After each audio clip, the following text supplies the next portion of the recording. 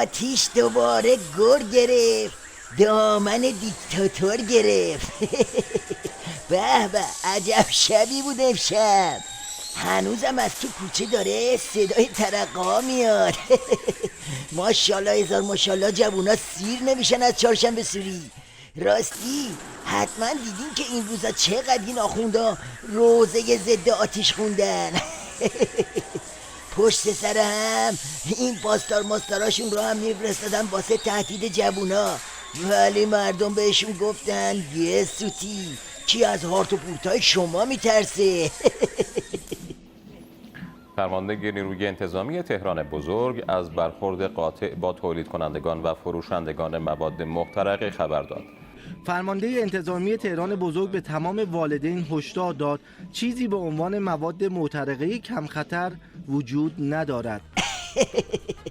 یه داستان جالب دیگه این بود که وقتی دیدن این اولدروم بولدروم ما جواب نداره، گفتن خب با یه کمی چرخش مداری همرنگ جماعت بشیم تا هم رسواییمون کمتر بشه، هم جلو گر گرفتن زیادی آتیش و شعار دادن جوونا رو بگیریم. خلاصه یه در میون تو رسانه هاشون تبلیغ میکردن که آهای آتیش چیزه، بیایم به جاش بریم شیرینی بخوریم و قاشق بزنیم.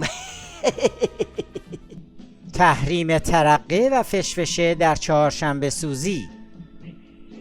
از امسال قرار است به جای هر انفجار و آتش سازی و ایجاد صداهای ناهنجار، جوانان و نوجوانان بیایند قاشق زنی کنیم و به هم شیرینی تعارف کنیم. میدونید جواب جوونا به این چرندیات چی بود؟ گفتن ما هم شیرینی میخوریم هم ریش عظما رو کز میدیم. آخه چهارشنبه سوری همه هیجانش به اون ترقه هاییه که صداش خواب و از سر خامنه میپرونه. اصلا جوونا میان تو خیابون که حال بسیجی و لباس شخصی رو بگیرن، یعنی هر پشپشه و ترقه‌ای که میزنن از لج آخونداست و یه نه بزرگ به عظمای تل شکسته و پیزوری.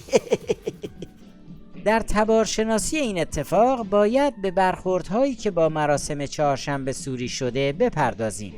در سالهای گذشته در مواردی به دنبال حذف چهارشنبه سوری رفته ایم. وقتی این رفتار دنبال شود، زمینه برای لجبازی فراهم می شود. عرضم به خدمتتون آتیش چهارشنبه سوری یه جوریه که انگار زیر بیت عظما روشن میشه. الان هم سوختگیشو حتما خوب حس کرده و جیغش به هوا. خدا بخواد همین روزا کل نظامشونو مردم دود میدن و همه یه نفس راحت میکشین. شبتون بخیر و خوشی. خدا حافظ.